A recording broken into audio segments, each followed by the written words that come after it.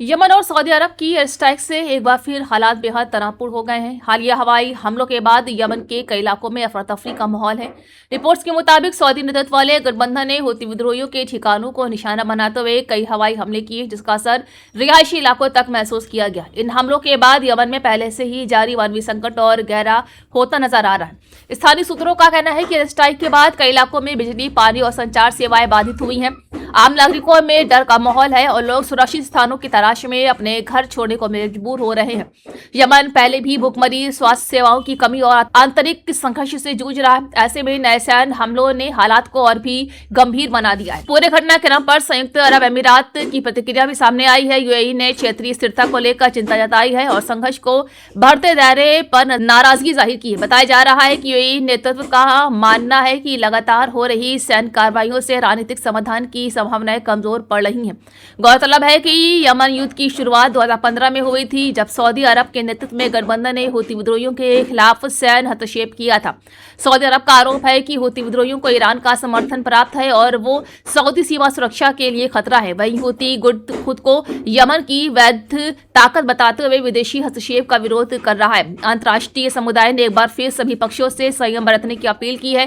वहीं मानवाधिकार संगठनों का कहना है कि सैन्य कार्रवाई का सबसे बड़ा खामियाजा आम नागरिकों को भुगतना पड़ता है। बच्चों, महिलाओं और बुजुर्गों की स्थिति को लेकर विशेष चिंता भी जाहिर की गई।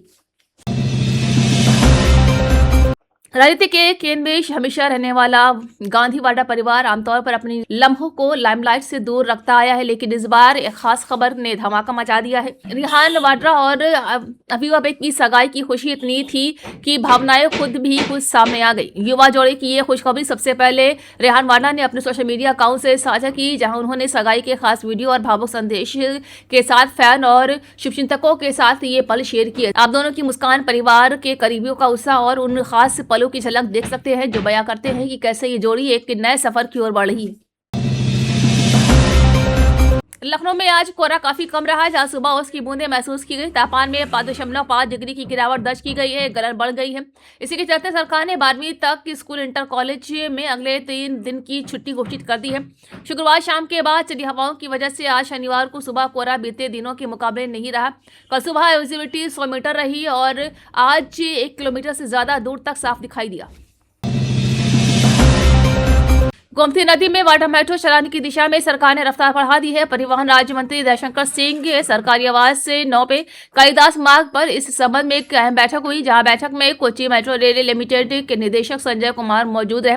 वहीं बैठक में लखनऊ की गोमती नदी में वाटर मेट्रो चलाने की तकनीकी व्यवहारिकता पर चर्चा हुई, जहां कोच्चि मेट्रो के निदेशक ने इस संबंध में तैयार की गई स्टडी रिपोर्ट मंत्री के सामने रखी।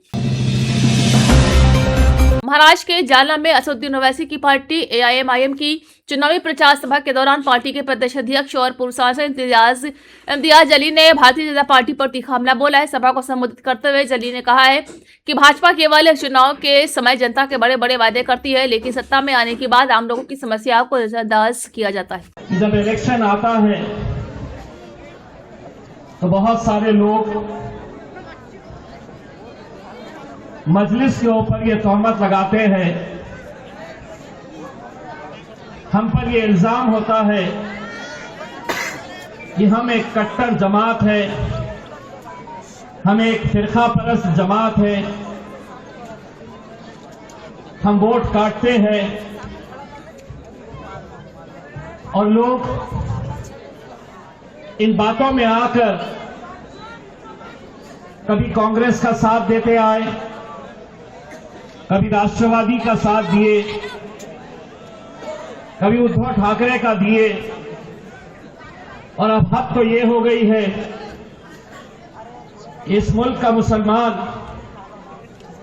अपनी सियासत के लिए गुस्ताख रसूलों का भी साथ दे रहा है। ये हकीकत है। मैं आपको मुबारकबाद इसीलिए देने के लिए आया हूं, जिन लाइनों में खड़े रहकर आपने आंख बंद करके जिसको वोट डाला था वो एक संघी निकला। राष्ट्रीय स्वयं सेवक संघ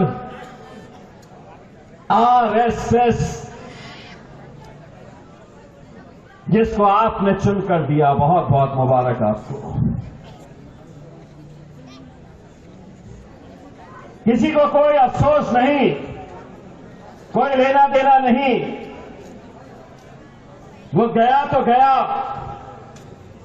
लेकिन आज भी मैं दावे के साथ कहता हूं, इन इलाकों के अंदर, तुम्हारी बस्तियों के अंदर जो मुसलमान उम्मीदवार खड़े किए गए हैं, उनका रिमोट कंट्रोल आज भी उस आरएसएस वाले नेता के हाथ में है।